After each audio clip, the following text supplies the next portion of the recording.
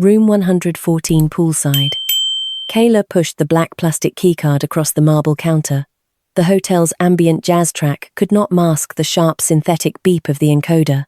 The receptionist I hired 2 years ago refused to meet my eyes, swallowing hard and staring at a spot just over my left shoulder. The sage and juniper scent diffuser I blended myself suddenly smelled sharp and chemical in the lobby air.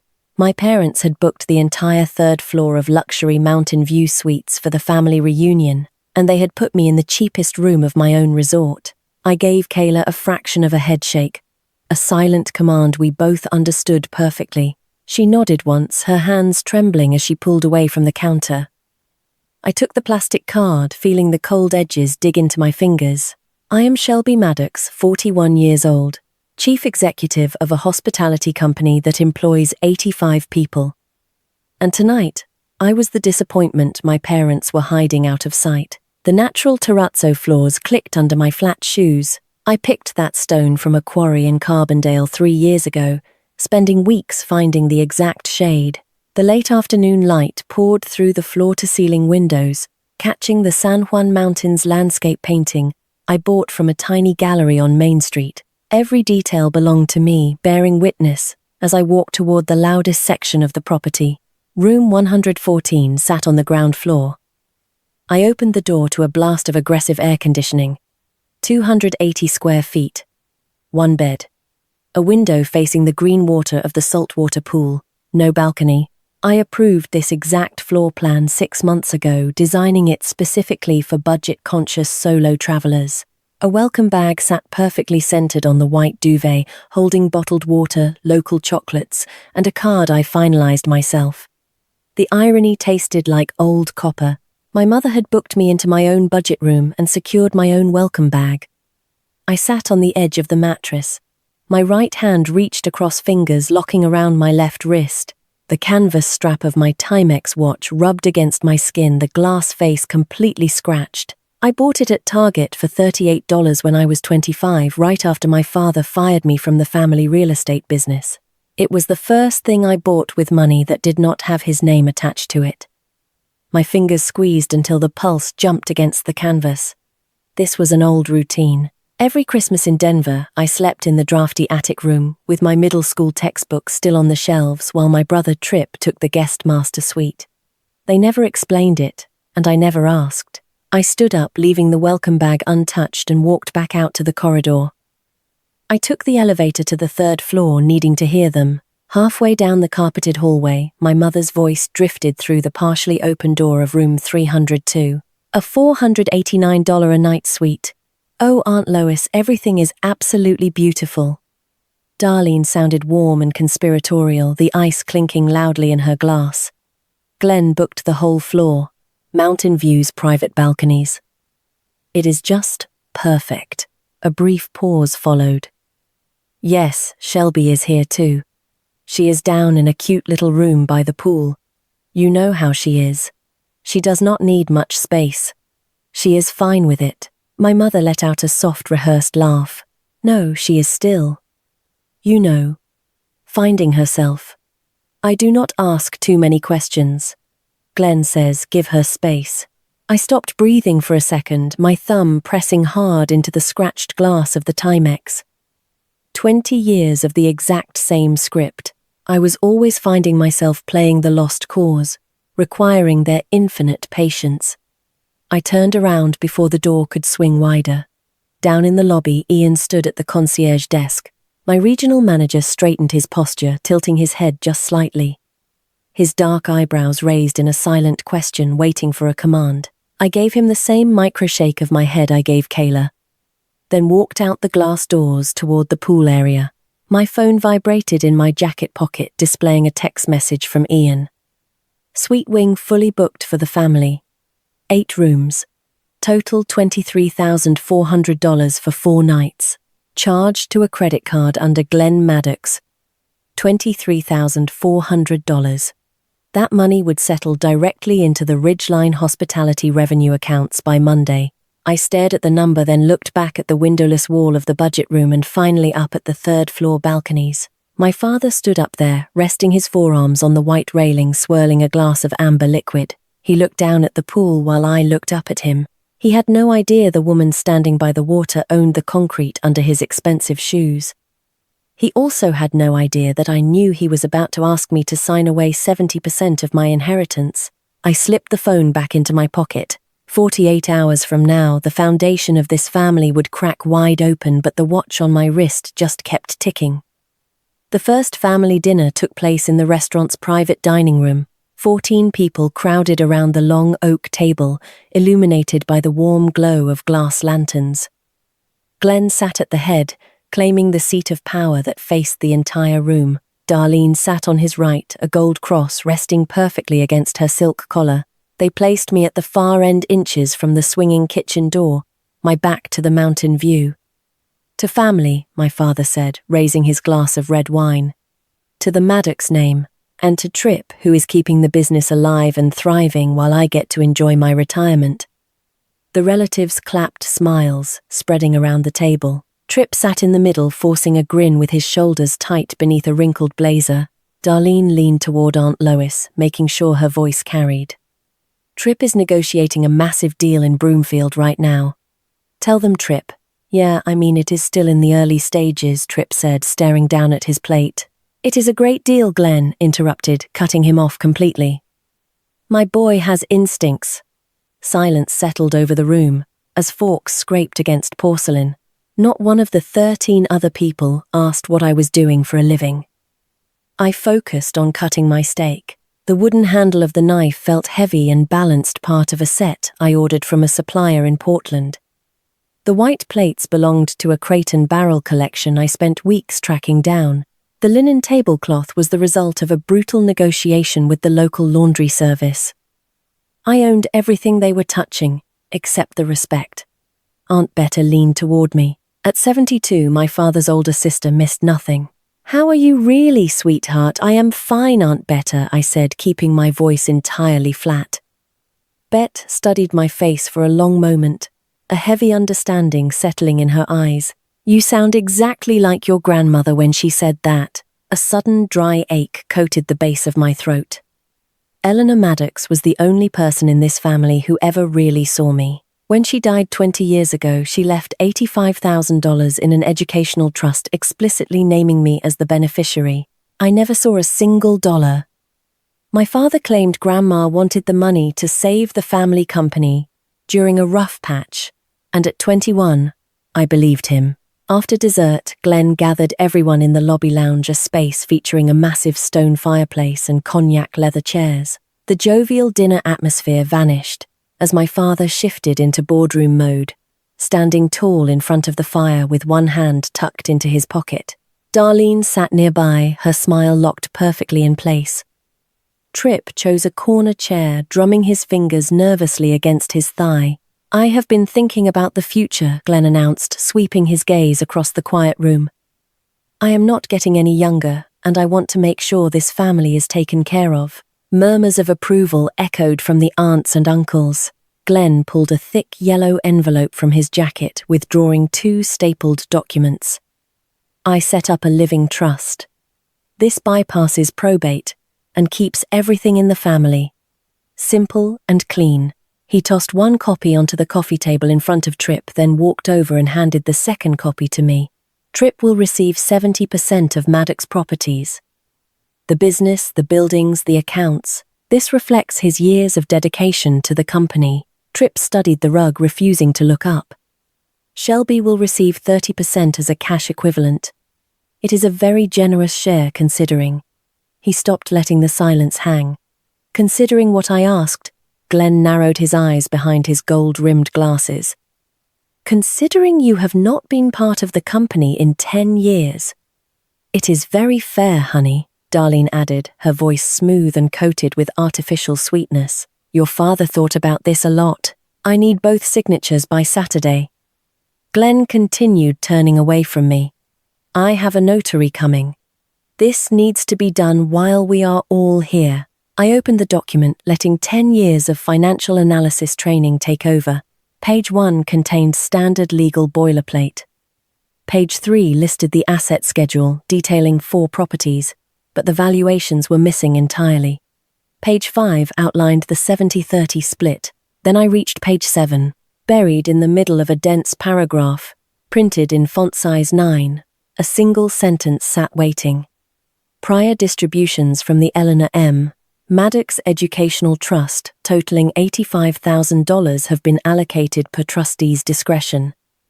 Eleanor M. Maddox. Trustee's discretion. My father was the trustee, and he had taken my college fund. The word allocated offered no details, no destination, just 15 words hiding in tiny print, assuming I would never read them. I closed the folder, resting it on my lap, and looked directly at Glenn. I need to read this carefully. I will let you know by Saturday. There is nothing complicated, Shelby. My father's jaw tightened. 70 and 30. Sign it, and we move on. I need to read it. This is exactly what I mean. Glenn raised his voice, his right hand curling into a fist as his previously broken pinky finger jutted out awkwardly. You always have to make things difficult, I asked, my voice barely above a whisper. I am just reading the document, Dad. Darlene stood up and placed a hand on my father's rigid arm, issuing the universal signal to retreat. I stood up, left the document on the chair, and walked fast down the corridor. After taking the elevator to the ground floor, I swiped my plastic card and locked the door to room 114, listening to the loud hum of the air conditioner in the dark. I sat on the bed, pulled out my phone and opened the camera. I snapped a clear picture of page 7, zooming in on the font size 9. $85,000. He stole it, and now he wanted me to sign a legal waiver burying the theft forever. I stared at the photo on the screen, then looked out the window at the glowing blue water of the pool. I was not going to sign. I would never sign. Over the next 48 hours, they were going to learn exactly what 30% of the truth looked like. 5:30 in the morning. I woke up before the sun, an old habit from my early days in hospitality. The resort sat perfectly quiet. I sat on the bed in the poolside room with my legs crossed, the glow of my laptop screen mixing with the blue light, filtering through the curtains. The pool filtration system kicked on exactly at 5, a low hum vibrating through the glass. I set that pump cycle schedule myself. 3 tabs were open on my browser. The first tab displayed the Ridgeline Hospitality dashboard. We were sitting at an 87% occupancy rate with month-to-date revenue at $412,000. A maintenance log flagged room 206 for a dripping faucet. The second tab held an email from my manager in Park City requesting $180,000 for a restaurant expansion. The third tab showed the photograph I took of the trust document, specifically zoomed in on page 7. 2 completely different worlds lived on this screen. The first 2 tabs represented the empire I built from nothing. They operated on logic, hard numbers, and my absolute control. If a faucet leaked, I fixed it. If a restaurant needed capital, I evaluated the return. The third tab represented the world I was born into, a world devoid of logic where control belonged entirely to a man who used 15 tiny words to steal my college fund. I stared at the cursor blinking next to the text. I could just sign the paper. I could take whatever 30% translated to pack my bags and drive back to Telluride. I could keep building my life where no one knew and no one could hurt me. Or I could refuse to sign. I could ask questions. I could dig into the dirt he was trying to pave over. My jaw ached from grinding my teeth in my sleep. If I dug deeper, the answers were going to be ugly. I knew that. But the tight knot that had been sitting behind my ribs for 20 years was finally unraveling, replaced by a cold and heavy clarity. By 7 o'clock, I took the elevator to the business center. The room smelled faintly of ozone and fresh printer ink. I typed in the secure wireless internet password I had personally configured and booted up the scanner. I fed all 14 pages of the trust document through the feeder, sending the encrypted file directly to Mallory Voss, my trust and estate attorney back in Denver. While I waited for her to read it, I went through the pages again, my analyst training taking over completely. On page 3, the asset schedule listed 4 commercial properties, but the valuation columns were entirely blank. The law required fair market value to be listed. My father skipped it. You only hide valuations when the properties are underwater. On page 7, the trustee discretion clause sat next to my grandmother's name, but Eleanor Maddox had written a beneficiary designation letter specifically naming me. A trustee cannot use discretion to override a named beneficiary. It was illegal. And on page 9, the signature page demanded execution within 72 hours of presentation. A legitimate trust does not need a ticking clock. That was a pressure tactic. My phone buzzed against the desk. Mallory did not waste time on small talk. 3 red flags in the first 10 pages, she said, her voice crisp through the speaker. No valuations, misuse of trustee discretion on your grandmother's trust, and a 72-hour deadline that has absolutely no legal basis. Is the 70 and 30 split enforceable? I asked, keeping my voice low. Only if you sign it. Which you are not going to do. Shelby, if your grandmother's trust specified you as the beneficiary, that $85,000 was yours, not his to allocate. She wrote a letter, I told her, staring at the blank wall of the business center. It was in the trust file. I have not seen it since she died. Find that letter, Mallory said. Or find a copy. Banks keep records. I walked out to the terrace for the family brunch later that morning. We sat under a white wooden pergola with a clear view of the mountain peaks. The crisp Colorado wind carried the sharp scent of pine needles from the tree line behind the resort, mixing with the heavy smell of buttermilk pancakes and maple syrup from the kitchen. The morning sun was bright and unforgiving, casting harsh shadows across my father's face. Every deep line around his mouth, every new age spot on his hands, looked magnified in the dry air. He sat at the head of the table. He always sat at the head. Darlene sat on his right, pouring his coffee before he even had to ask. Tripp sat in the middle, endlessly scrolling on his phone.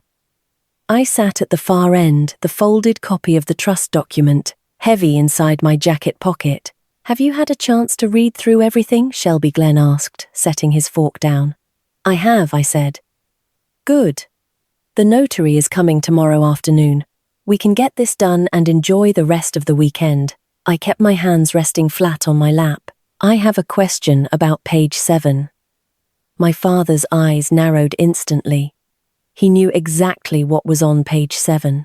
What about it? There is a line about prior distributions from Grandma Eleanor's trust, I said, making sure my voice carried over the clinking silverware. $85,000. Allocated per trustee's discretion. That was handled years ago, Glenn said, his tone meant to close the door. Handled how? I asked. A heavy silence fell over the table. Darlene slowly lowered her coffee cup to its saucer. Tripp stopped scrolling, his thumb hovering over the screen. The money went to the company, Glenn said. During a rough patch. It was the right call. Grandma's trust named me as the beneficiary, Dad, not the company. The company is the family, Shelby. The trust says otherwise. Honey, this really is not the time, Darlene cut in, her voice smooth but laced with a sharp warning. When is the time? I asked, looking at her. Because it has been 20 years and I am just now reading about it in font size 9. Cousin Danny, sitting across from Tripp, quietly set his fork on his napkin. Aunt Bet stared directly at Glenn. Aunt Lois stared at Darlene. The tension bled into the air, thick and suffocating. I made a decision, as Trustee Glenn said, his voice dropping into a low, controlled anger. It was legal. It was necessary. And I do not appreciate being cross-examined at breakfast. Was it legal? I asked. Because trustee's discretion does not override a named beneficiary designation. Glenn stood up abruptly. He pushed his chair back, the wood scraping loudly against the stone patio. Several people jumped at the sudden noise. This conversation is over, he announced. I did not stand up. I kept my voice perfectly flat. I am not signing by Saturday. Then you get nothing, he snapped. Then I get nothing, I echoed. He turned and walked away. Darlene hurried after him, but not before shooting me a look that promised retribution. Tripp stayed in his seat for a moment, looking at me, then down at his empty plate. He did not say a word. He just stood up and followed our parents inside. I sat alone at the end of the table with 10 relatives. Nobody spoke. Aunt Bet was the only one who looked at me. She did not say anything, but she reached across the table and placed her hand over mine. She squeezed it gently, then pulled away. I stood up and walked back to the poolside room. I opened my laptop and dialed Mallory's number. "I need you to pull records from First National Bank of Arvada," I told her, as soon as she answered. Eleanor M. Maddox Trust established 2004, beneficiary designation letter. "And Mallory, I need to understand something. If he took that money without my consent as the named beneficiary, what do I have?" "You have a conversion claim," she said, "and possibly more depending on what he did with it." I looked out the window at the swimming pool. The harsh midday sun turned the surface of the water into a blinding mirror. "Find everything," I said. Mallory called back exactly 3 hours later. I was sitting on the edge of the bed in the poolside room, watching the afternoon sun drag a rectangular shadow across the cheap carpet. The air conditioning unit rattled softly against the wall. I answered the phone on the first ring, pressing the speaker against my ear. "I have the beneficiary designation letter," Mallory said. She did not bother with a greeting. Her voice clipped through the line, sharp and completely devoid of hesitation. "Your grandmother wrote it in her own hand. It says for Shelby, for her education and future. You are the named beneficiary. The trust was not discretionary. Your father had absolutely no legal right to redirect those funds." I stared at the textured paint on the wall opposite the bed. "He said it went to the company." I also pulled the Maddox Properties filings from 2019. Mallory continued, the sound of papers shuffling, coming through the receiver. "That was the year the trust was liquidated. The $85,000 went to cover a massive shortfall on a commercial property loan in Lakewood. Not your education. Not your future. A mortgage payment." The room seemed to drop 10 degrees. I pulled the phone away from my ear for a second, looking at the black screen before bringing it back. "He used my college fund to pay a mortgage, which brings us to conversion," she said. "Under Colorado law, conversion is the unauthorized exercise of dominion over another person's property. Your grandmother's trust designated those funds specifically for you. Glenn redirected them to save his own asset. That is textbook." I stood up and walked to the window. The pool deck was empty. "What can I do? File a claim for the return of the funds plus interest," Mallory said, her tone shifting into pure strategy. 10 years at the statutory rate puts us at roughly $120,000 total, plus punitive damages if we can show bad faith, which is incredibly likely. Hiding that distribution in font size 9 on page 7 of a completely separate trust document is pretty compelling evidence of active concealment. I absorbed the numbers. $120,000. It was a lot of money to most people, but it was not about the money. I brought in more revenue than that, in a single month at Ridgeline Hospitality. The money was entirely irrelevant. The actual issue, the thing that made my hands shake as I stood by the window, was the memory of my father looking me right in the eye over the breakfast table. He had stared at me righteous and offended and declared that his decision was legal. He believed his own lie. He believed he was entitled to take what belonged to me simply because he was Glenn Maddox and I was just Shelby. "Draft the claim," I told her. "I will get started," Mallory said. "Do not sign anything, Shelby, and do not let him know what we are doing until the paperwork is ready." I ended the call and tossed the phone onto the bed. The sun went down, taking the dry heat with it. By 10 o'clock that night, the pool area was completely deserted. The underwater lights cast a radioactive blue glow across the concrete deck. I sat on one of the lounge chairs I had picked out from a patio furniture catalogue 2 years ago, wearing a heavy sweater against the mountain chill. I was listening to the rhythmic hum of the water filter when footsteps echoed on the stone path. Tripp emerged from the shadows near the lobby entrance. He walked slowly, his shoulders slouched under a dark jacket. He was carrying 2 aluminum cans. He walked over to my section of the deck and stood there for a moment, looking at the glowing water. Then he held out one of the cans. Beer, just like when we were teenagers hiding in the backyard in Denver, splitting a warm soda before Glenn came out to yell about the lawn. "Hey," Tripp said softly. "Hey," I replied, taking the cold aluminum. He sat down heavily on the lounge chair next to mine. The silence stretched between us, thick and uncomfortable, broken only by the sound of the pop tabs cracking open. "That was intense this morning," Tripp finally said, staring straight ahead. "You mean the part where Dad admitted he took my college fund?" I asked, taking a sip. The beer was bitter and completely cold. He did not exactly admit it. "He said the money went to the company," I reminded him. "That is an admission." Tripp let out a long breath, a plume of white vapor in the cold air. "Yeah, I guess it is." We sat in silence for another minute. I looked at my brother. In the blue light of the pool, he looked like a softened, faded version of our father. They shared the same height, the same jawline, the same way of sitting with their knees spread wide. But Tripp had narrower shoulders and eyes that always seemed to be apologizing for something. He was not a malicious person. Tripp was just weak, and in our family, weakness meant accepting the benefits of a rigged system while pretending the system was fair. "Did you know?" I asked. Tripp gripped his beer can with both hands. "I suspected. Mum mentioned something once years ago. She said something about Grandma's money helping the business through a really tough spot. I did not ask for details." "You did not want to know?"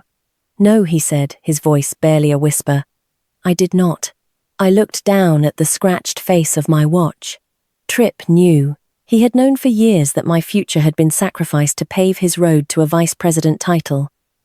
And he had chosen to look away. Looking away was easier than confronting the man who signed his paychecks. "What are you going to do?" Tripp asked, turning his head to look at me. "I do not know yet.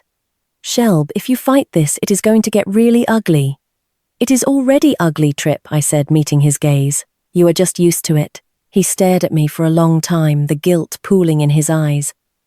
Then he stood up, leaving his unopened beer can on the small table between our chairs. He took 2 steps toward the dark path, then stopped and looked back over his shoulder. "I love you, Shelb," he said. I know I answered, keeping my voice perfectly steady. "But that is not the same thing as backing me up." Tripp flinched. He did not have an answer for that. He turned around and walked away, disappearing into the shadows of the resort grounds. Sleep never came. At 3 o'clock in the morning, the silence of the room grew too heavy to bear. I threw off the covers, shivering slightly in the cool air, and pulled my laptop from my travel bag. I opened the browser, the bright white light of the screen stinging my eyes. I navigated to the Maddox Properties employee portal. My fingers hovered over the keyboard. I had not accessed this system in a decade. I typed in the old email address, smaddox@maddoxprop.com. Then the password, Maddox Denver 2016. I hit enter. The loading wheel spun for 2 seconds, and then the main accounting dashboard populated on the screen. I was logged in. No one had ever changed my password. No one had ever deactivated my account. As an analyst, I knew exactly why. It was not a clerical oversight.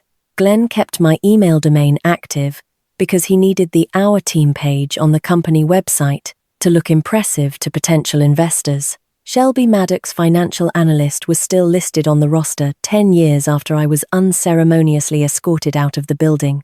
Maintaining the illusion of a robust family-run enterprise was always more important to him than reality. I clicked into the master financial summary. I took a deep breath, letting my professional training take the wheel. I began pulling the current reports, scanning the rows of data, looking for the truth my father was trying to hide behind his 70-30 split. The numbers were a bloodbath. Maddox Properties still held 4 commercial buildings, but 2 of them were massively underwater. The outstanding mortgage balances far exceeded the current market value of the properties. The overall revenue for the company had dropped 40% compared to 2019. They were operating at a net loss of $380,000 over the last 2 years. I scrolled down to the liability section. The outstanding debt was staggering, $1.7 million. I checked the liquid asset accounts. The company had exactly $89,000 in cash reserves. I sat back against the headboard, the blue light of the screen illuminating the dark room. The pieces of the puzzle slammed into place with sickening clarity. Glenn was not offering a generous inheritance. He was setting a trap. 70% for Tripp meant 70% of a dying company. It meant handing my brother the majority share of $1.7 million in debt. Glenn was preparing to dump his catastrophic failures onto his son's shoulders, leaving Tripp legally responsible when the creditors eventually came calling, and the 30% cash equivalent for me. It was a complete fiction. The company barely had enough cash to cover a month of payroll, let alone buy out a 30% stake in a commercial real estate portfolio. If I signed that trust document, Glenn would invoke the trustee clauses to delay my payment indefinitely, tying me to a sinking ship while legally shielding his own personal assets from the fallout. He needed my signature to legitimize the debt dump. If I refused to sign, the trust would fail to execute. The creditors could force the sale of the properties, and Glenn would lose absolute control. This was not about securing the family legacy. This was an act of total desperation. A cold, methodical fury settled into my chest. The anger from the morning vanished, replaced by a strategic calm. I was no longer the discarded daughter sitting at the wrong end of the dinner table. I was a chief executive, looking at a competitor's ruined balance sheet. I used keyboard shortcuts to take screenshots of every single page. The debt schedules, the operating losses, the underwater property valuations, the pathetic cash reserves. I saved them all into an encrypted folder on my hard drive. I opened a new email to Mallory, attached the folder, and typed a single sentence. Here is why he needs the signatures by Saturday. I hit send. I closed the laptop, plunging the room back into darkness. Outside, the pool filter hummed its steady rhythm. My father thought he was the smartest man in the room playing a game of chess while the rest of us played checkers. But he had left the front door to his house wide open. And I had just walked inside and taken pictures of the rot in the foundation. He wanted me to sign a piece of paper giving him permission to destroy my brother and rob me a second time. I lay down on the mattress, staring up at the invisible ceiling. Tomorrow the family was going hiking. Tomorrow I was going to dig deeper into the ledgers. The game had completely changed, and I finally knew the rules.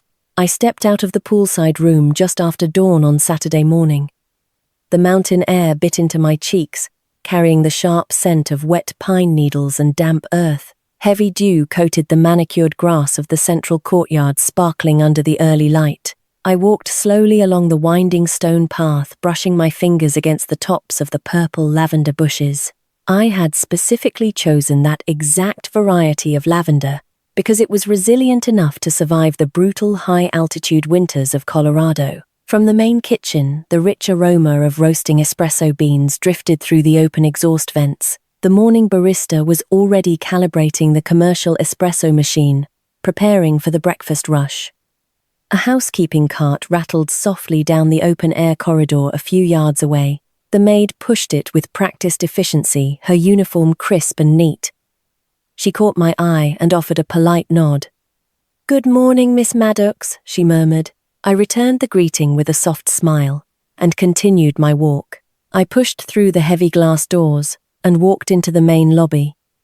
The space was completely empty, allowing the natural acoustics to amplify the quiet hum of the climate control system. I stood perfectly still in the center of the terrazzo floor. I remembered standing in a dusty, freezing warehouse in Carbondale 3 years ago, running my bare hands over raw stone slabs for hours until I found this precise color. My eyes moved upward to the large landscape painting of the San Juan Mountains, hanging above the reclaimed wood bookshelves. I bought that canvas for $800 from an unknown artist struggling to pay rent in a tiny studio on Main Street in Telluride. Just last month, a professional appraiser valued that same painting at $3,200. Every piece of furniture, every light fixture, every single detail in this sprawling room held a story. And every single story belonged entirely to me. By 9 o'clock, the lobby elevator doors slid open with a soft, melodic chime.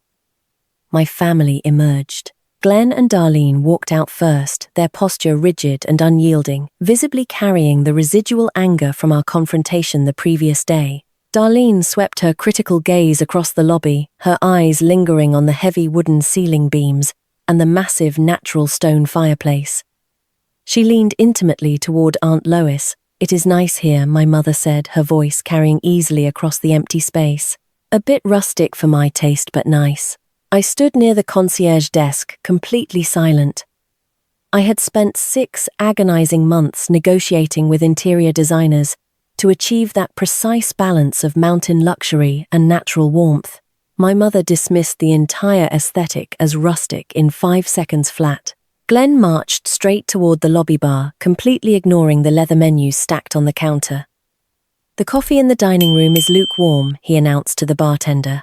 He used the exact demanding tone he reserved for people he considered beneath him. "Can you make a fresh pot?" The bartender, a young man I had personally promoted to shift lead 2 months ago, blinked in surprise at the abrupt rudeness. He looked past my father's shoulder, his eyes instantly finding mine across the lobby. I gave him a single, barely perceptible nod. "Serve him normally." The young man swallowed his irritation, turned back to my father, and politely agreed to brew a fresh pot immediately. Glenn crossed his arms over his chest, utterly oblivious to the silent exchange that just occurred over his head. He was standing in my building demanding service from my employee while preparing to hand me a worthless fraction of a dying company. My parents were paying $23,400 to vacation in a luxury empire built by the daughter they considered a complete failure. The irony tasted like ash in the back of my throat. By noon, the entire family departed for a guided hike along the Ridge Trail. I claimed a severe headache and retreated to the quiet isolation of my room. The moment the lobby cleared out, I opened my laptop, rested it on my knees, and dove straight back into the Maddox Properties accounting system. The crushing debt I discovered the night before was only the surface level of the disaster. I needed to know exactly where the money was bleeding out.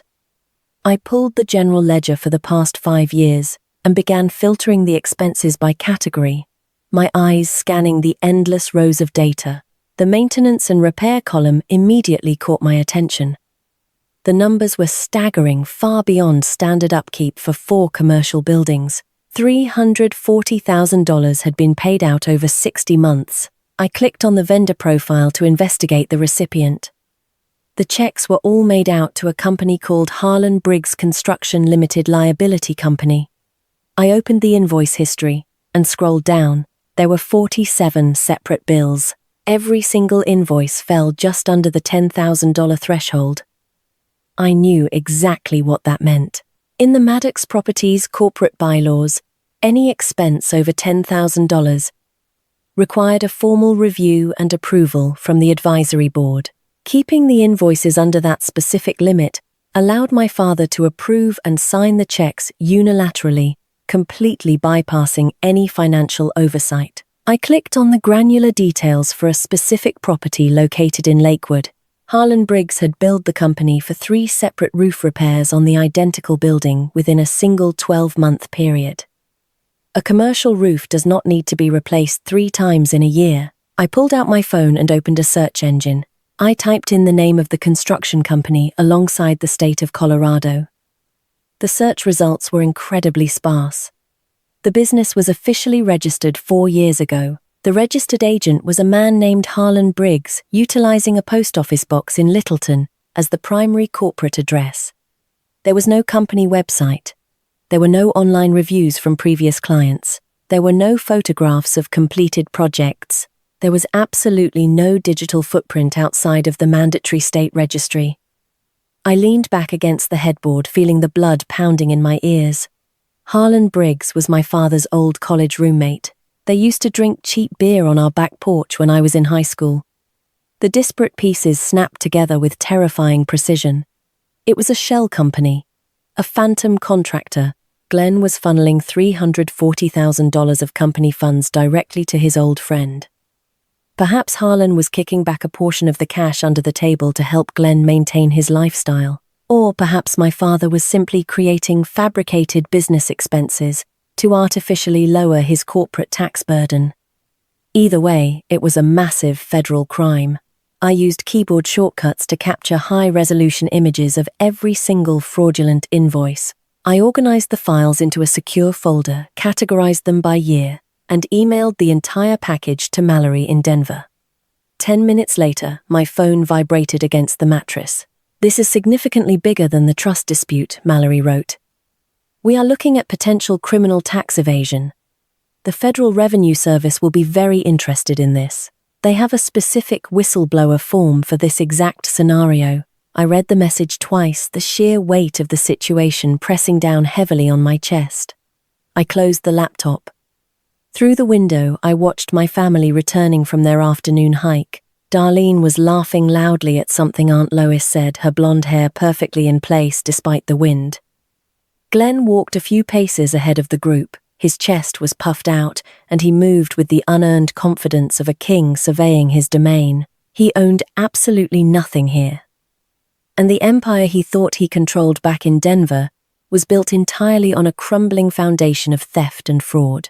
The sun began to dip behind the jagged mountain peaks, casting long, bruised purple shadows across the pool deck. I was sitting on a lounge chair, a thick hardcover book resting unread on my lap, when the overpowering scent of White Diamond's perfume announced my mother's arrival. Darlene walked toward me, navigating the stone deck in her pristine sandals. She was holding 2 tall glasses of iced lemonade. She had sourced the drinks from the poolside bar. My bar. She offered me one of the sweating glasses with a perfectly manufactured smile, the ice clinking cheerfully against the glass. "We have not had a chance to just talk," Darlene said, taking a delicate seat on the edge of the adjacent lounge chair. I really miss that. I left the lemonade untouched on the small table between us. "We talk every 2 weeks on the telephone, Mum." Darlene took a sip from her glass, her eyes carefully scanning my face for any sign of vulnerability. On the phone, she corrected gently. "That is not the same thing at all." She paused, letting a soft, practiced sigh escape her lips. "Honey, about this morning. Your father is under a massive amount of stress right now. Running the business is not an easy task for a man his age." "I know," I replied. My voice was completely flat, offering her absolutely nothing to work with. "Then you must understand why he needs this trust situation settled." Darlene continued, leaning closer to me. "The signatures, the documents. It is not really about the money, Shelby. It is about peace. For the entire family. He just wants to know everything is secure before we leave this weekend." I stared at her, marveling at the effortless way she spun reality to suit her narrative. "What exactly happened to Grandma Eleanor's $85,000? I asked. Darlene did not flinch, but a microscopic pause hung in the cold air before she answered. "That was so long ago," she said, her tone dripping with practiced innocence. "I honestly do not remember the specific details of that account. Dad remembers I pointed out refusing to let her slide away from the truth. He stated very clearly at breakfast that the money went to the company." Darlene smoothed an invisible wrinkle from her slacks. "Then it went to the company. Your grandmother would have completely approved of that decision. She loved this family more than anything in the world." The air between us grew incredibly dense. "She loved me, Mum," I said, keeping my eyes locked on hers. "She named me specifically in her letter." Silence crashed down over the pool deck. The manufactured warmth vanished from my mother's face, in an instant, replaced by a cold, hard mask. "Shelby, if you do not sign those papers, you are going to tear this family apart." I did not blink. I did not look away. "What if signing the papers is the thing that tears it apart?" I countered. Darlene stood up slowly, her posture rigid. She did not touch her glass of lemonade again. For one brief fraction of a second, the mask slipped entirely. I saw something in my mother's eyes that I had never witnessed in 41 years of life. Pure, unadulterated fear. She was suddenly terrified of what I might actually know, and what I might be capable of doing with that knowledge. "Your father is a good man, who was forced to make some very hard choices," Darlene said, her voice trembling slightly under the weight of the lie. "I truly hope you remember that." She turned and walked away across the concrete deck. She did not look back. I sat alone by the glowing water, breathing in the lingering scent of white diamonds, waiting for the storm to break. I stayed by the swimming pool until the sky turned completely black, listening to the water cycle through the filtration system while preparing my mind for the evening. Saturday night was the main event of the family reunion. We gathered at a long wooden table on the outdoor terrace. I had ordered 200 glass enclosed electronic candles for this exact space last spring. They flickered with a manufactured warmth, casting dancing shadows over the faces of my 14 relatives. The dry Colorado wind swept down from the mountain peaks, carrying the sharp scent of pine needles and dropping the ambient temperature significantly. Glenn sat at the head of the table, pouring expensive red wine into crystal glasses. Darlene sat close beside him, wearing her pearl earrings and a thin, rehearsed smile. They placed me at the far end again. But tonight I carried something I did not have on Thursday afternoon. I had a phone in my jacket pocket containing high-resolution screenshots of corporate ledgers, photographs of legal documents, and a text message from my attorney confirming my grandmother left her money to me in her own unmistakable handwriting. I waited. I let my father clink his glass and deliver his third toast of the weekend. I let my mother finish her fabricated story about Tripp closing a massive real estate deal in Broomfield. I waited for the natural lull in the conversation, that specific moment when people began cutting their food and the metallic clinking of silverware took over the terrace. I cleared my throat. "Dad, I have one more question about the trust document," I said. Glenn froze with his fork suspended in mid-air. His eyes narrowed instantly. "I thought we settled this entirely." "You settled it, but I did not," I replied, keeping my voice perfectly calm and measured. "The prior distributions listed on page 7. $85,000 from Grandma Eleanor's educational trust. You stated the money went to the company." "It did," he answered firmly. "Which specific property did it save?" I asked. Total silence fell over the long table. Cousin Danny stopped chewing. Aunt Lois slowly lowered her wine glass. "What?" Glenn asked, his voice dropping into a dangerous register. "I looked at the 2019 corporate financials," I said, projecting my voice so the entire table could hear every single syllable. "The only loan payment that matches that exact amount is the Lakewood Commercial Building, a building you sold in 2021 for a massive loss." "Where did the money actually go, Dad?" "This is not the place for this," Glenn warned. His neck flushed a deep mottled red above his crisp white polo shirt. "You used my college fund to cover a mortgage on a failing building." I continued, ignoring his rising anger. "I just want to know where the money went." "I made a business decision," he declared loudly, slamming his hand flat on the table. The water glasses vibrated. "As the appointed trustee." "The trust had a named beneficiary," I said. "Me. Trustee discretion does not apply when there is a named beneficiary with a formal designation letter." The heavy scent of his Aqua Velva aftershave seemed to spike in the cold air, mixing with the sudden sweat of a man realizing he was trapped. The pinky finger on his right hand curled inward sharply. Darlene jumped in to rescue him. "Shelby, you are ruining this entire weekend." "I did not ruin it, Mom," I said smoothly. "Font size 9 did." Aunt Bet leaned forward, her eyes darting between me and my father. "What designation letter?" Glenn stood up straight, desperately trying to regain control of the narrative. He adjusted his collar, shifting from a defensive father to an authoritative chief executive. "Eleanor trusted me to manage her affairs." That is exactly what a trustee does. If anyone has questions about my financial decisions, they can schedule a formal conversation with my attorney in Denver. "We will not do this at dinner." "Eleanor would have wanted the money to help the family," Darlene insisted, her voice trembling slightly as she looked around the table for support. "That is who she was. She loved us. Eleanor would not have wanted that, and you know it, Glenn," Aunt Betta said. Her voice was quiet, but it was laced with absolute steel. "She told me she set that money aside for Shelby specifically. She showed me the letter herself." The bomb dropped right in the middle of the terrace. Glenn stared at his older sister, genuine shock flickering across his face. He had completely forgotten that Bet knew about the letter. He had stolen the money, assuming no one else had the pieces to the puzzle, and now his own sister was testifying against him in front of 14 people.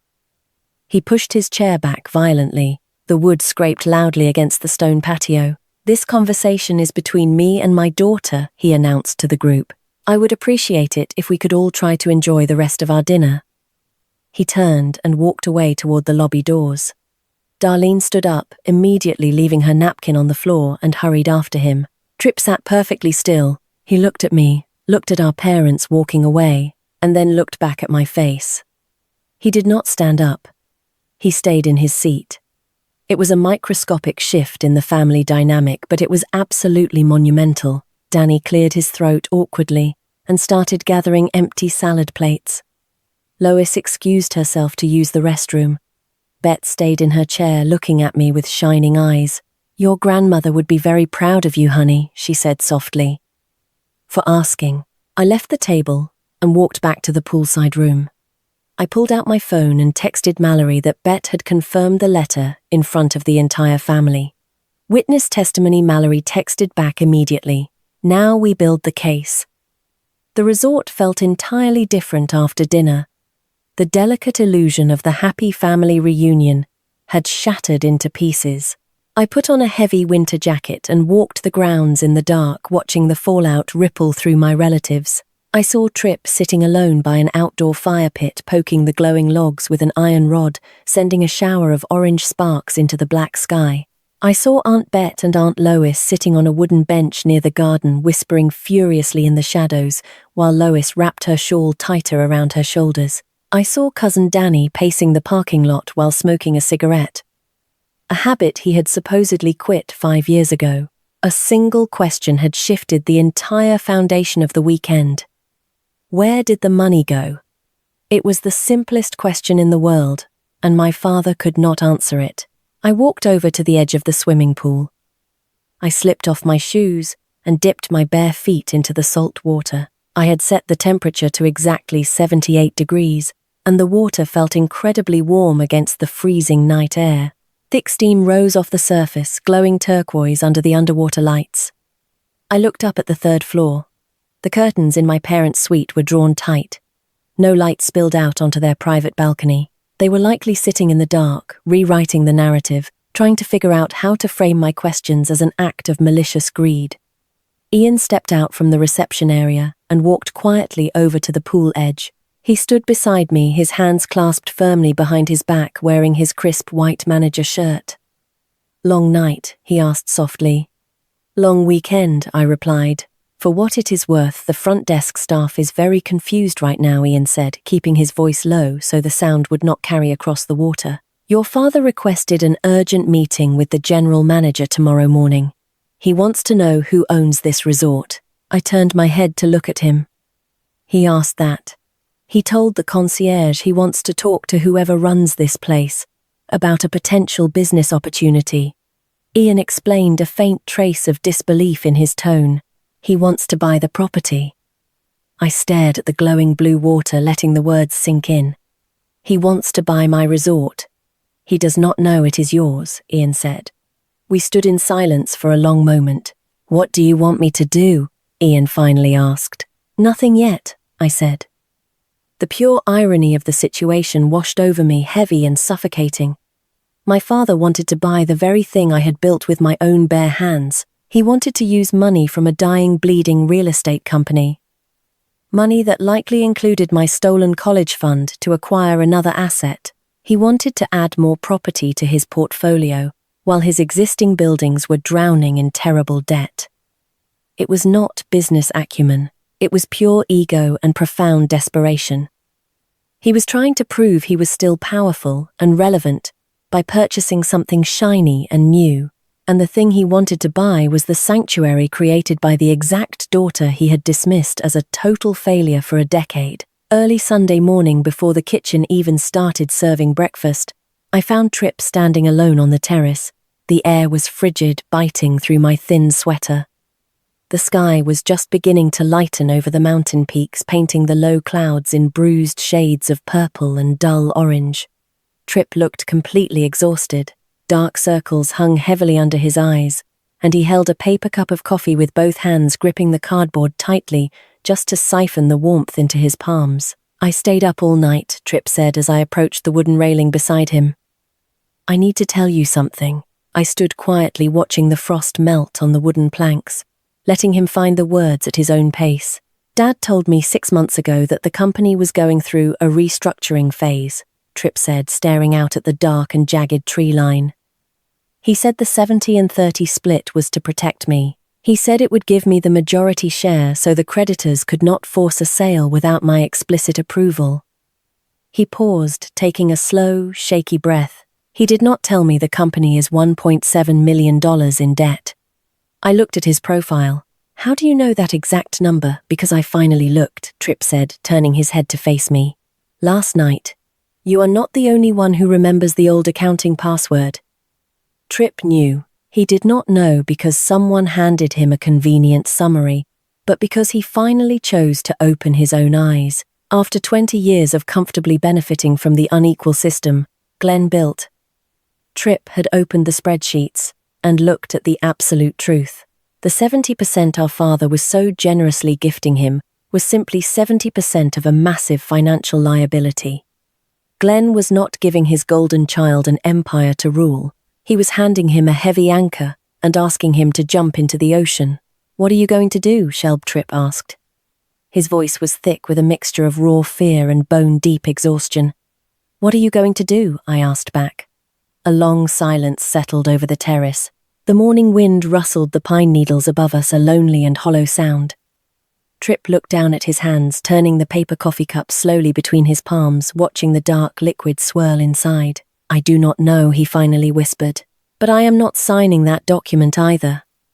It was a small statement spoken quietly into the freezing morning air, but it was earth-shattering. It was the very first time in his entire 44 years of life that my brother had decided to say no to our father. I did not hug him. I did not offer warm words of praise or gentle encouragement.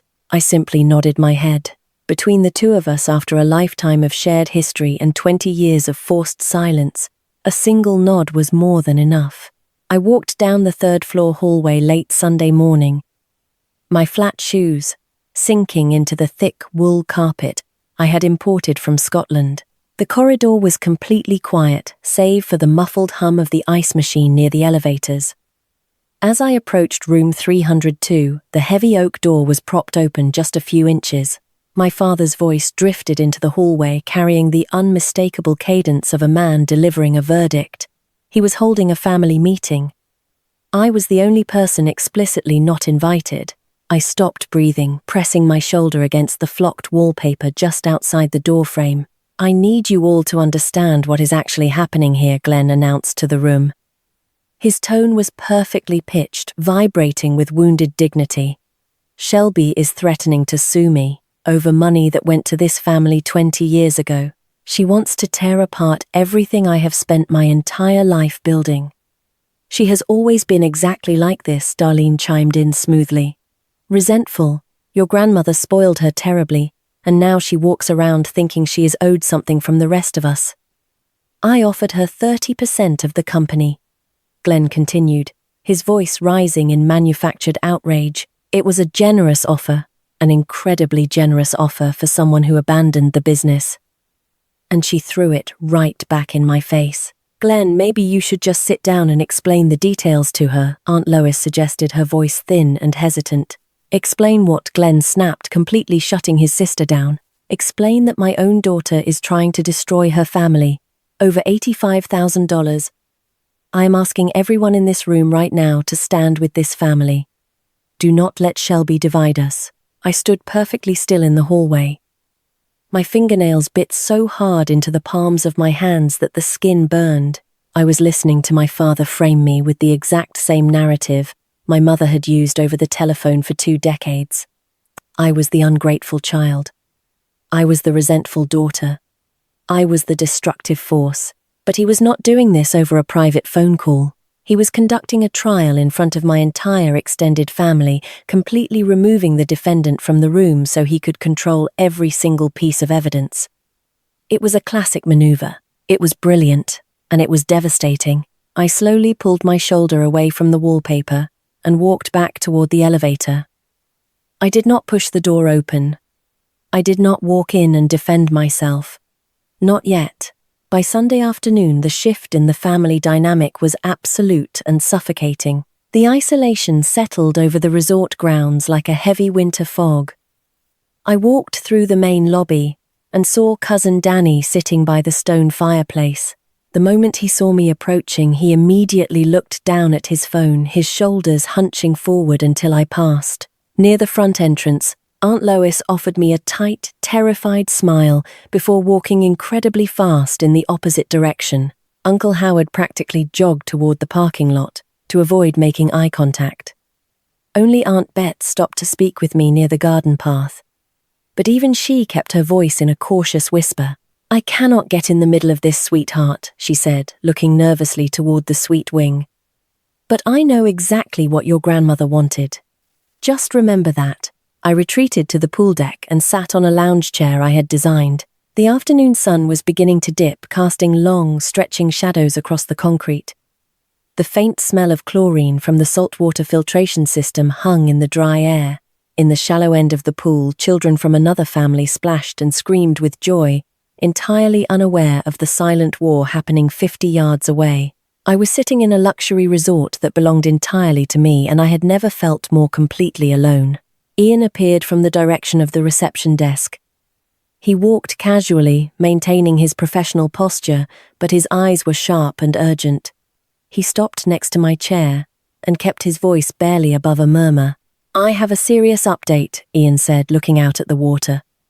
"Your father just finished a phone call with the county assessor office in town. He is actively asking about the ownership structure of this property." I turned my head. "He is serious about buying it. It is significantly more than that," Ian warned. He asked specifically about the limited liability company filings. He is trying to find out exactly who is sitting behind Ridgeline Hospitality. How far did he get? "The state records list you as the registered agent," Ian explained, shifting his weight. "If he pulls the formal filing from the Secretary of State, he is going to find your name immediately. How long will that take? If he knows how to run a proper online search." 5 minutes, Ian said grimly. "But right now he is trying to go through the county assessor, which routes through local property records. It is slower, but he is going to find it." The invisible clock in my head started ticking loudly. My father was digging. If he uncovered the truth before I was ready to reveal it, he would completely reframe the narrative. He would stand in front of the family and declare that I bought this specific resort just to spy on them. He would twist my silent success into a malicious, calculated trap. He would use my own empire as proof that I was manipulative. I needed to move, but the pieces were not entirely in place. "Keep monitoring the front desk," I told Ian. Sunday evening descended, pulling a heavy darkness over the mountains. I sat on the edge of the mattress in my poolside room.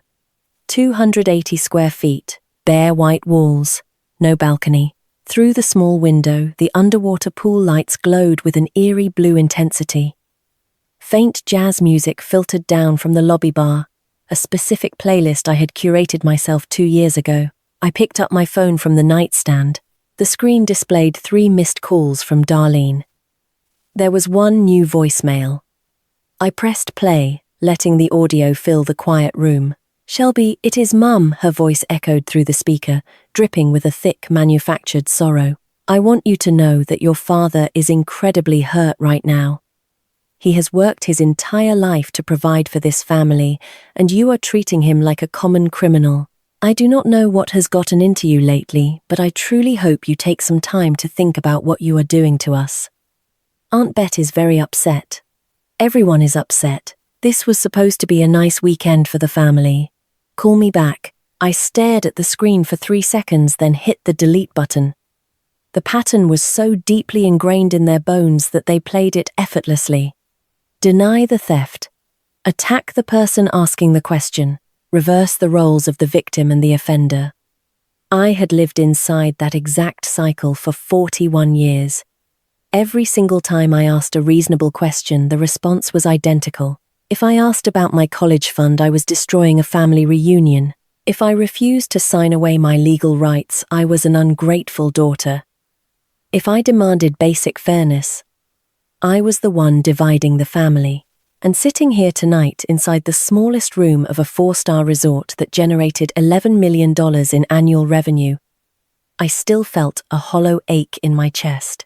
I still felt exactly like an 11-year-old girl standing on a middle school stage with a science fair ribbon staring down at an empty folding chair. My father's voice echoed in the back of my mind, telling me I did not have the stomach for the business world. I looked down at the scratched face of my Timex watch. The grey canvas strap was frayed at the edges. I paid $38 for it at a discount store 16 years ago, using the very first paycheck I earned after my father fired me. I bought it simply because it worked. It did not require anyone to validate its existence. It did not need Glenn Maddox to approve of the way it ticked. It just kept moving forward. I closed my eyes and asked myself the hardest question of my life.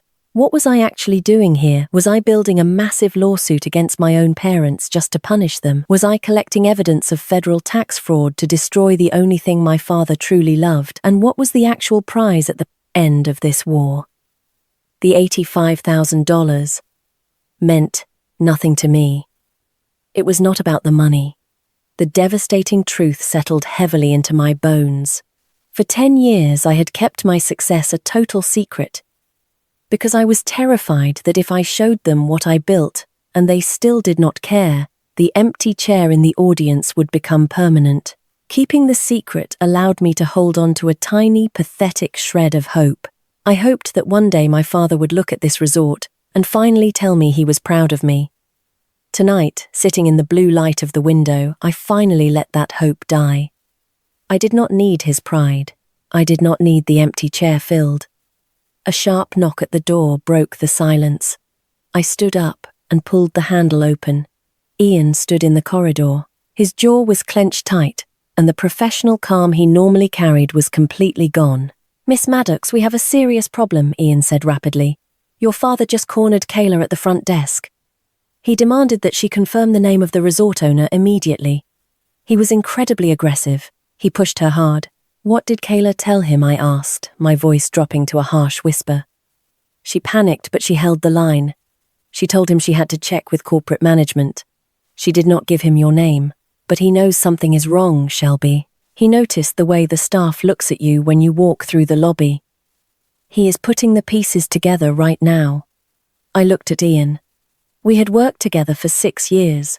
He knew exactly who I was before I even fully understood it myself. The time for waiting was completely over. "Tomorrow morning," I said, my voice cold and absolute. "At the family breakfast, I want you standing in the dining room." Ian straightened his posture. "In what capacity?" "As the regional manager of Ridgeline Hospitality," I told him. "Make it completely official." Ian gave a single sharp nod. "Yes, ma'am. I will be ready." I closed the door and walked back to the bed. The hesitation was entirely gone, replaced by a surgical clarity. I opened my laptop, pulled up my contact list, and dialed Mallory's number. She answered immediately, the sound of keyboard clacking echoing in the background. "File everything on Monday morning," I ordered, not bothering with a greeting. "File the conversion claim for the trust funds. File the whistleblower form for the Federal Revenue Service regarding the fabricated construction invoices. And, Mallory, I need the original beneficiary designation letter from the bank. Send it to the resort via overnight courier. I need the physical paper in my hands by breakfast." "It will be there," Mallory promised. I hung up the phone and set it on the nightstand. I lay down on the mattress and stared up at the dark ceiling. For the very first time in 4 days, I closed my eyes and actually slept. The watch on my wrist kept ticking in the quiet room, steady and relentless. 2 o'clock in the morning. The dark felt thick and heavy in the small poolside room. Sleep was a complete impossibility. I pulled a heavy grey hooded sweatshirt over my pajamas and pushed the heavy door open, stepping out into the freezing mountain air. The resort was completely asleep. I walked along the stone path, my soft shoes making almost no sound against the pavement. The main lobby was dark, illuminated only by the faint, low glow of the emergency floor lights. As I walked through the sliding glass doors, the rhythmic, mechanical hum of the commercial ice maker echoed from the housekeeping pantry down the hall. A sharp, sterile scent of industrial cleaning solution hung in the air, a clear sign that the night staff had just finished mopping the natural terrazzo floors. The pale moonlight filtered through the massive front windows, casting a silver beam directly across the San Juan Mountains landscape painting hanging above the bookshelves. I kept walking, pushing through the heavy double doors leading out to the back terrace. The cold air bit instantly through the thin cotton of my sweatshirt. I walked over to the long wooden dining table where my family had gathered for the past 3 nights. I pulled out the chair at the absolute far end, the exact seat I had occupied every single time, and sat down in the dark. The table was completely bare, the glass candle holders packed away for the night. I looked out over the wooden railing. The towering silhouette of the mountain range cut a jagged, pitch-black line against a sky completely crowded with stars. At this high elevation, the stars looked twice as thick and twice as bright as they ever did back in Denver. Sitting alone at the end of the empty table, the silence pressed heavily against my ears, and an incredibly old memory surfaced, completely uninvited. I did not fight it. For the first time in 3 decades, I let the image fully form in my mind. I was 11 years old. The air in the Jefferson County Middle School auditorium smelled strongly of floor wax, nervous sweat, and old radiator heat. I was standing on the wooden stage under harsh yellow spotlights, gripping a blue first-place ribbon for the district science fair so tightly that my knuckles turned completely white. Mrs. Linden, my science teacher, stood beside me holding a bulky camera. She told me to smile and look out at my family. I looked down from the stage, scanning the rows of metal folding chairs. Row C. Seat number 3. I had spent 20 minutes before the ceremony, carefully writing the words, "Reserved for the Maddox family," on a piece of lined paper with a bright red marker. Taping it securely to the metal backrest of that specific chair, the red letters glared back at me under the auditorium lights. The chair was completely empty. No one was sitting on either side of it. My mother had taken a trip to a baseball tournament across the county. My father was at the corporate office, closing a deal. Mrs. Linden lowered her camera. She looked at the empty chair, then looked down at me. "Do you want me to call your parents?" she asked gently. I shook my head, keeping my eyes glued to the red marker ink. "They know," I whispered. Mrs. Linden looked at me with an expression that burned itself permanently into my brain. It was not pity. Pity would have been easy to brush off. It was profound, absolute understanding. She knew exactly what kind of household I lived in. Later that evening, standing in the kitchen of our house, my father did not look up from his paperwork when I set the blue ribbon on the counter. "Tripp needs us more right now," he said dismissively. "You are fine on your own." My 14-year-old brother was in the next room watching television at maximum volume, completely oblivious. "You are fine on your own." That single dismissive sentence became the foundational architecture of my entire life. I took those words and built an empire out of them. I bought the Ridgeline Lodge with my own savings. I secured the Telluride property alone. I drove to Park City and Colorado Springs alone. I spent countless nights painting walls by myself until my hands blistered and bled. I learned how to fix commercial plumbing at 3 in the morning. I never called Glenn for a loan. I never asked Darlene for advice. I never asked anyone in that family for anything. I built everything on my own. But tonight at 2 in the morning, sitting at an empty dining table in the middle of a resort I owned, I finally asked myself the real question. The question I had been avoiding for 10 years. Did I build all of this because I genuinely loved the hospitality industry? Or did I build it because I was desperately trying to force my father to walk into that middle school auditorium and sit down in the 3rd seat of row C? If I was being completely honest with myself, it was a mixture of both. I loved the work. I loved taking a broken, empty space and turning it into something beautiful and welcoming. I loved watching a guest smile when they walked into a perfectly prepared room, but I also kept my massive success a total secret for a very specific reason. As long as it remained a secret, I could quietly hold on to a tiny, fragile piece of hope. I could believe that if I ever finally revealed what I had accomplished, my father would look at me and say he was proud. Secret success was not just a business strategy. It was a protective shield around my hope, because if I told them the truth and they still treated me like a failure, then the folding chair in row C would be empty forever.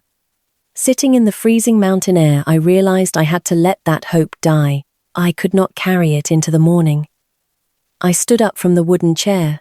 I turned my back to the mountain view and walked back through the heavy double doors into the dark lobby. I stood in the center of the room and looked around. I looked at the expansive terrazzo floor I had selected. I looked at the reclaimed wooden bookshelves I had commissioned. I took a deep breath, filling my lungs with the scent of the juniper and sage diffuser I had blended. This was my world. Every single detail belonged to me. I did not build this to prove a point to a man who stole my college fund. I built this to prove to myself that I was capable of creating a place where people actually belonged. I did not need the empty chair filled anymore. This lobby, this quiet hum of the ice maker, this moonlight on the stone floor, this was real. This was infinitely more real than the one time my father complimented my accounting skills 22 years ago. I reached into the front pocket of my hooded sweatshirt and pulled out my phone. The screen cast a harsh white glare across my face. I opened a new text message addressed to Trip. I did not write a long, emotional essay. I kept it brief, factual, and completely devoid of anger. Trip, I typed. I am going to tell the truth tomorrow morning at breakfast. I am not asking you to take my side or stand up for me, but I want you to know the facts first. Dad took Grandma Eleanor's money. Dad fabricated $340,000 in construction expenses. The company is completely dying. The 70% he is offering you is actually 70% of a massive debt. You deserve to know the truth before you make your choice. Shelby. I pressed send, watching the green bubble disappear into the digital ether. I turned off the screen and slipped the phone back into my pocket. I walked down the quiet hallway back into the small poolside room. I took off my sweatshirt and lay down on the mattress. For the first time in 4 agonizing days, I actually slept. I did not sleep because I believed everything was going to be perfectly fine. I slept because I had finally stopped waiting for anyone else to make it fine. On my left wrist, the canvas strap of my old Timex watch rested against my pulse. The second hand ticked smoothly in the dark. It did not need anyone to wind it. It did not need my father to validate its movement. It just kept running. At exactly 6 o'clock on Monday morning, I opened my eyes. The blue light of the swimming pool was already fading as the sun began to breach the horizon. I threw off the covers and walked directly into the small bathroom. I stood under the hot shower for 10 minutes, letting the water wash away the last lingering traces of the exhausted, isolated daughter who arrived here on Thursday afternoon. I dried off and opened my travel bag. I ignored the casual sweaters and heavy boots. I pulled out a crisp white blouse and a structured navy blue blazer I had packed for absolute emergencies. I put them on, smoothing the lapels. I slipped my feet into a pair of polished black flat shoes. I brushed my dark hair back, tying it into a low, tight, and completely practical knot at the base of my neck. I looked at my reflection in the bathroom mirror. The woman looking back at me was not a lost cause. She was not a scapegoat. She was the chief executive officer of Ridgeline Hospitality, and she was preparing to evict a terrible tenant from her mind. I walked back into the bedroom just as my phone vibrated 3 consecutive times on the nightstand. I picked it up and tapped the screen. The first message was from Mallory in Denver. The beneficiary letter arrived by overnight courier, she wrote. I scanned the original document and sent it to your email address.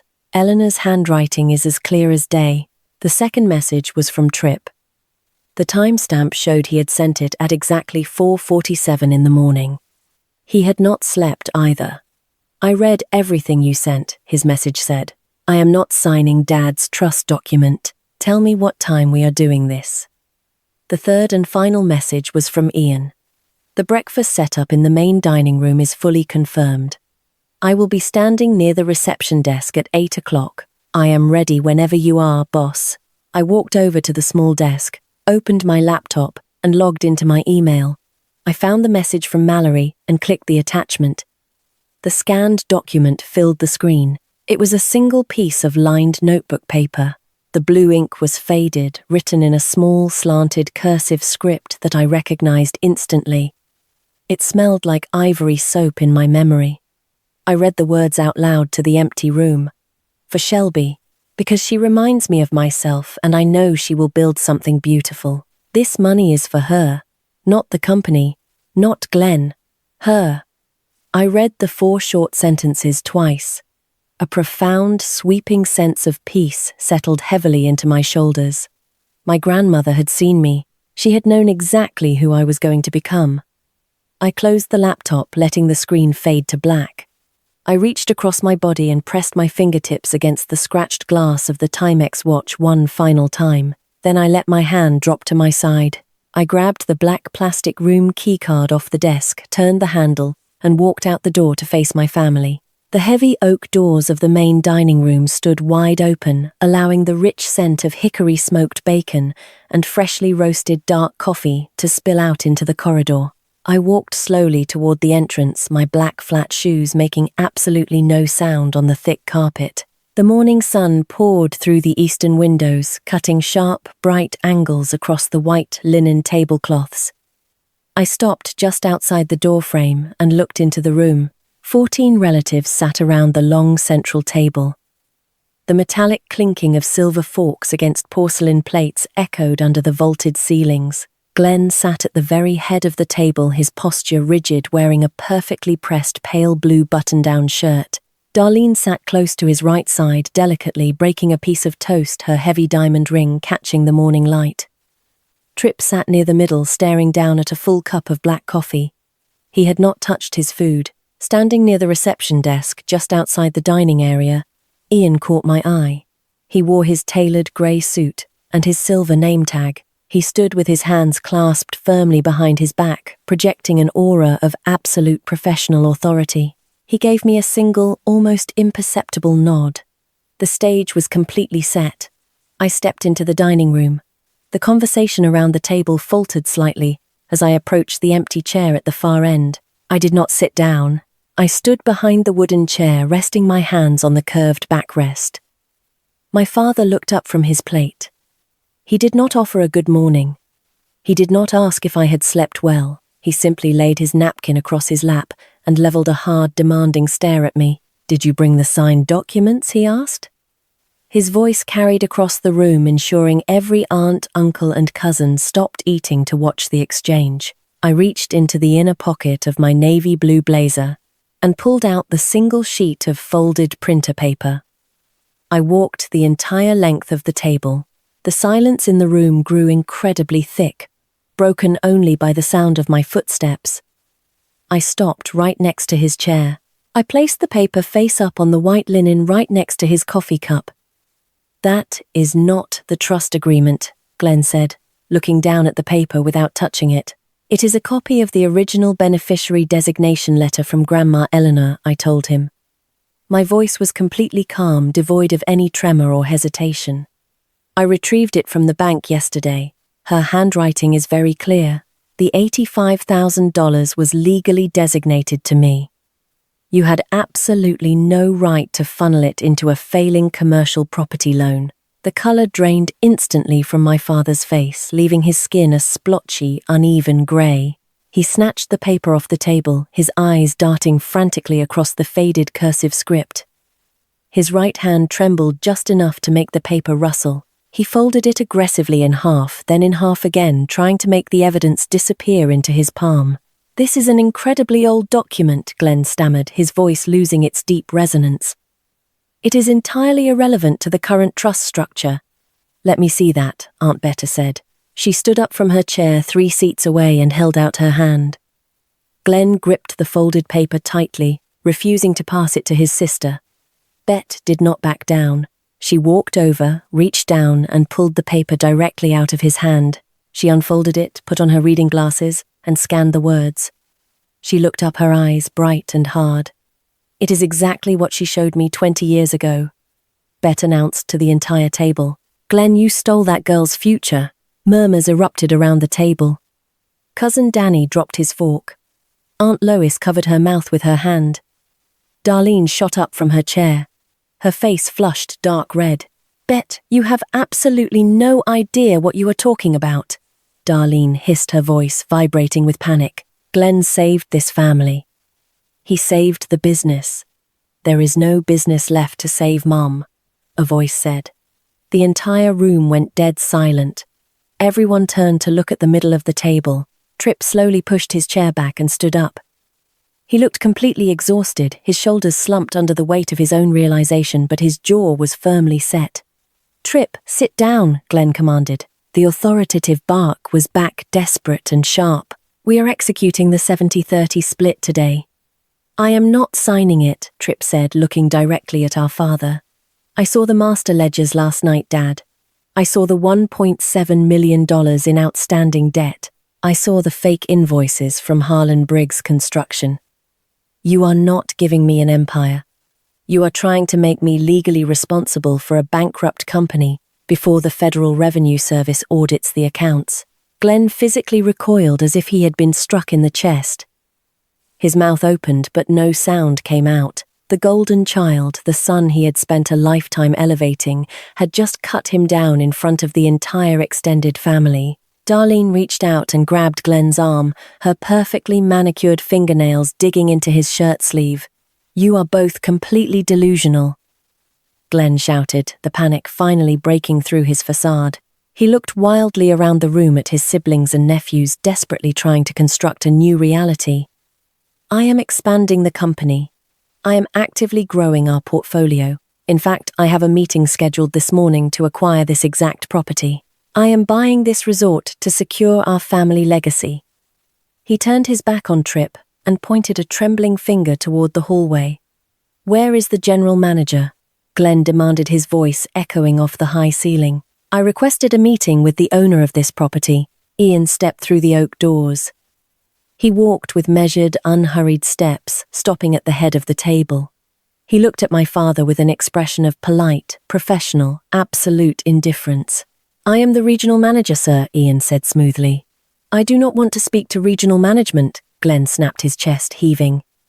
I told the front desk I want to speak directly to the owner of Ridgeline Hospitality. Right now. Ian did not flinch. He slowly turned his head and gestured directly toward me. You are speaking to her, sir, Ian said. His voice was perfectly clear, carrying to every single corner of the quiet dining room. Shelby Maddox is the chief executive officer and the sole owner of Ridgeline Hospitality. The silence that followed was absolute and crushing. It was the sound of a 20-year-old narrative completely shattering into dust. Glenn turned his head to look at me. His eyes were wide, taking in my tailored blazer, my steady posture, and the complete lack of fear in my expression. He looked down at the imported linen tablecloth, the expensive crystal water glasses, the heavy silver cutlery, and the polished stone floors. He was standing inside a multi-million-dollar asset, and it belonged to the daughter he had forced to sleep in a windowless room by the pool. His legs seemed to give out. He sank heavily back into his chair, his hands resting flat and lifeless on the table. He stared blankly at the wall, his chest rising and falling in shallow, rapid breaths. He looked incredibly old and incredibly small. Darlene stared at me, her mouth slightly open.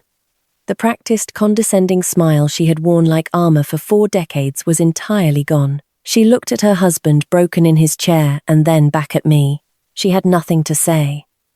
There was no spin left. There was no lie big enough to cover the truth of the room we were standing in. My attorney is filing the conversion claim in Denver this morning. I told them, my voice breaking the heavy silence. She is also submitting the whistleblower documentation regarding the Harlan Briggs Shell Company to the federal authorities. You will be hearing from her and likely from them very soon. I looked at Tripp. My brother offered me a small, sad nod. He was going to lose his job, and he was going to have to start his life completely over at 44 years old. But for the first time in his life, he looked completely free. I did not wait for anyone to speak.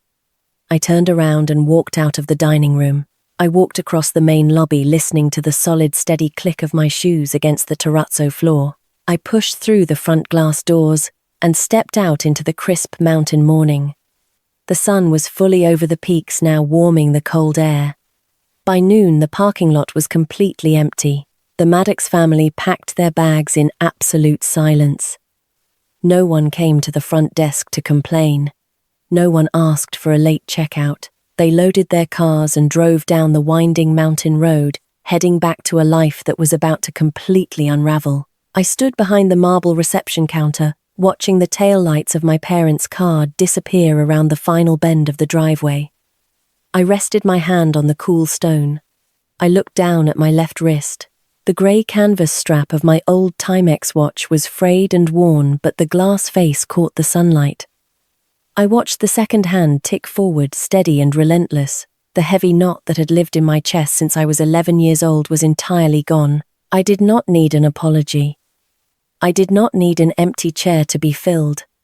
I had built a massive, beautiful world with my own 2 hands, and I was exactly where I belonged. Have you ever sat at a dinner table surrounded by the people who have known you your entire life, yet felt completely invisible?